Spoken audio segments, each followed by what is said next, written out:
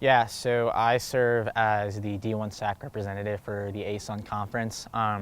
So within that role, I have access to different committees within the NCAA and being able to push the voice of student athletes. And so while I represent athletes of the ASUN, in a case like this where it affected my sport directly, I felt the responsibility to represent all the track and field student athletes.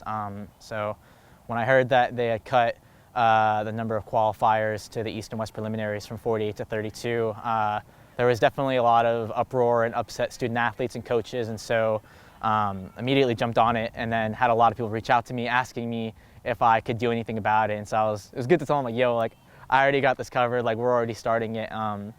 So it started off with a lot of just information gathering, figuring out the rationale behind why it was cut from 40 to 32, figuring out all the reasons and finding the right points of contact to talk to, and then from there got in touch with other Division I SAAC track and field student athletes to kind of get together and work on this presentation that I had started. So there was a lot of rumors spreading around at the start. Some were saying that a group of coaches wanted to cut it down to 32 and this was their way to do it. But after doing some digging and after talking to the COC directly, they were like, the reason and the rationale for the change was because the track and field committee was told by the medical advisory board that, hey, due to COVID, this is a really large meet. We need to cut the number of athletes first to safely operate the meet. And so from what I was told, when the medical advisory board tells you something to do, you do it. And so it wasn't that the track and field committee necessarily wanted to cut it, it's that they were asked to. And when a sport committee brings up some sort of proposal, the COC almost always votes it forward because it's coming from the sport-specific committee. And so I talked to a few people in the track and field committee. They gave me some insight, and then once the COC told me that kind of clicked, and it made sense that this was a COVID issue, and they were trying to safely operate the meet. But after looking at all the data and showing them vaccination levels across the country, showing them the number of decreasing COVID cases from January to what was March at the time, and what's probably an even lower number now.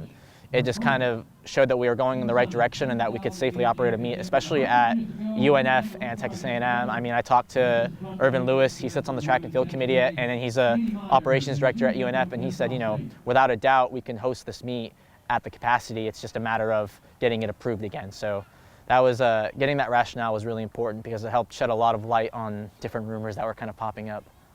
I mean, it feels amazing. I mean, I've been doing SAAC for 5 years now. I started it my freshman year and I never stopped, and the one big reason why I joined, especially after my first meeting, was like just the impact that student athletes can make. And I mean, I remember my freshman year, the big push was getting this track and field meet recorded, and it's funny to see that now I've reached a point where I actually have a voice within the NCAA and I can actually push for student athletes all over the nation. And I mean, I got a ton of DMs, people coming up to me at meets because they saw my name, just thanking me. I've had coaches reach out to me. I mean, I have a lot of student athlete teammates at Lipscomb who are in that 32 to 48 bubble or right outside of that 48 bubble who, now have a fighting chance to compete. And I think the student athletes who took a COVID year or a fifth or a sixth year are like especially thankful because, now they have another chance to compete. I mean, one of our fellow D-I SAAC student athletes said this, but like, this is what we